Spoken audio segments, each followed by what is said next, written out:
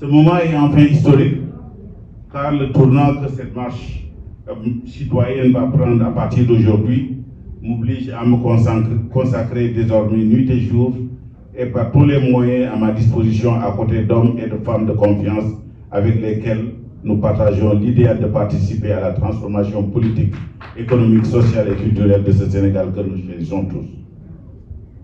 Vous l'avez compris, le moment est historique, car nous sommes en face de nous, nous avons un choix existentiel à prendre, à faire. En cohérence avec ces fortes convictions, en phase avec ma solide citoyenneté, armée de courage, grâce à la détermination des hommes et des femmes qui accompagnent notre projet depuis 2013, j'ai décidé de me présenter à l'élection présidentielle du 25 février 2013.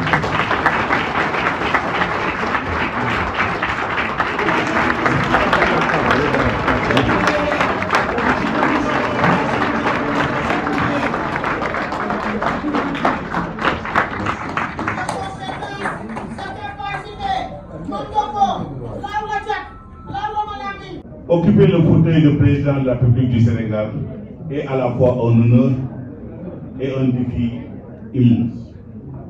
C'est un honneur parce que présider aux destinées du pays où ont vécu des hommes tels que Mamadou Lamine Dramé, Mamba Diakhouba, Cheikh Ahmadou Bamba, Fodé Kaba Doumbouya et Elhadji Malick Sy, entre autres, est un privilège que Dieu le Tout-Puissant n'accorde pas à tout le monde. Mais cela constitue un formidable défi, car le Sénégal aujourd'hui a besoin de construire un nouveau projet de société basé sur ses spécificités, tout en s'ouvrant sur un monde de plus en plus globalisé avec ses nombreux collaborateurs.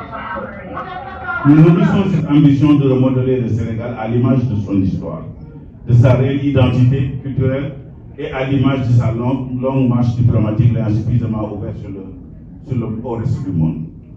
Nous convions les hommes et les femmes qui croient en nous, à ce projet et à nous rejoindre pour bâtir avec nous ce nouveau Sénégal.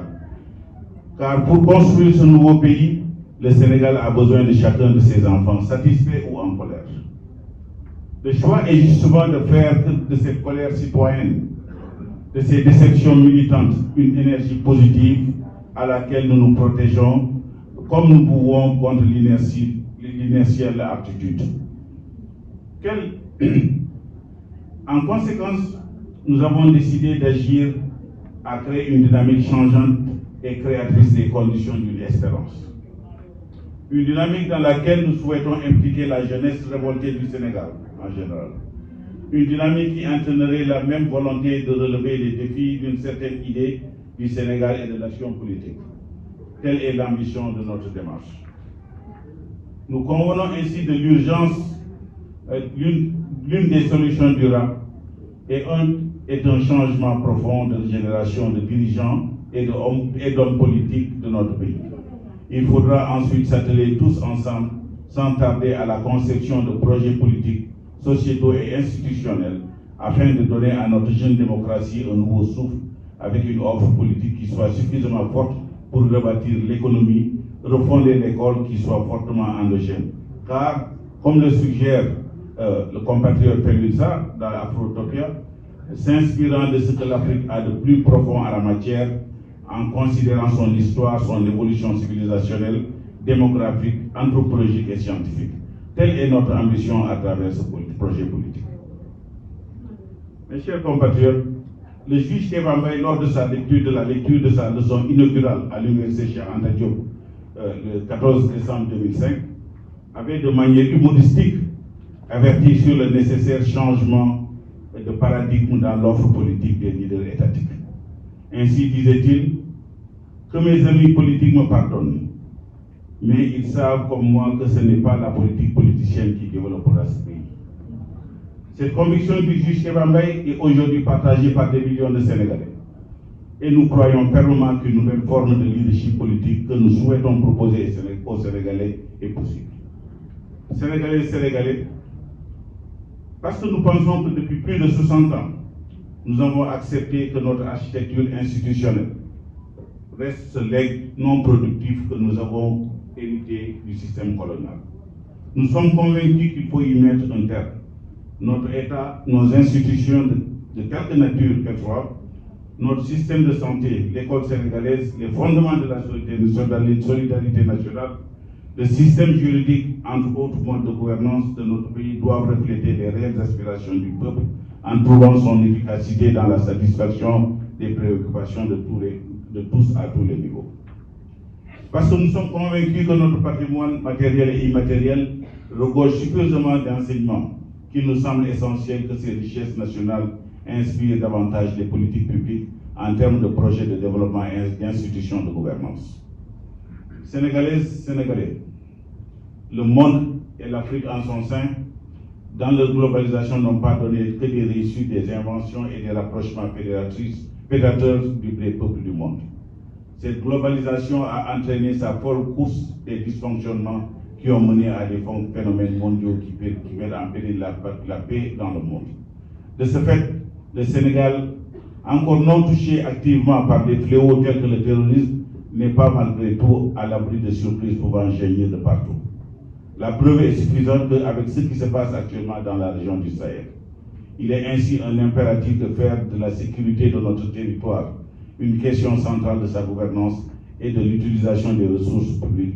Nos forces de défense et de sécurité doivent être outillées de manière technologique et e-défense est renforcée en termes de ressources humaines. Mes chers compatriotes, pour prolonger les constats faits plus haut, il faut souligner que de notre point de vue, le désarroi de la jeunesse est immense. Ses préoccupations principales sont l'emploi, la justice sociale, la transparence et l'intransigeance dans la gestion des deniers publics, que ce soit au niveau local ou au niveau de l'État central. À ces impératifs s'ajoute le sens du partage, la solidarité et l'autonomie, autrement dit l'autonomie politique et économique du pays qui ne pourrait être acquise sans leur implication. Sénégalais, Sénégalais, vous l'avez compris, notre projet de développement économique se base sur la simple idée que l'essor de notre pays doit trouver ses piliers à la base pour se distiller à partir des collectivités territoriales vers l'État central. Il s'articule autour de quatre grands axes. Un nouveau modèle de développement économique, un réaménagement de notre architecture institutionnelle, une revalorisation de notre capital culturel et la sécurisation de notre pays et de ses populations. Mes chers frères et sœurs, un nouveau Sénégal requiert un leadership de type nouveau, caractérisé par une vision et une exécution méthodique. Ce nouveau type de leadership doit être porté par un nouveau leader, capable de formuler une vision et de bien vérifier et de bien veiller à son exécution. Nous pensons que, vu notre cursus académique, notre parcours professionnel tout au long de ces années, nous sommes prêts à porter ce combat pour un Sénégal nouveau. Puisse le Tout-Puissant accompagner le Sénégal. Vive le Sénégal, vive la République, vive l'Israël.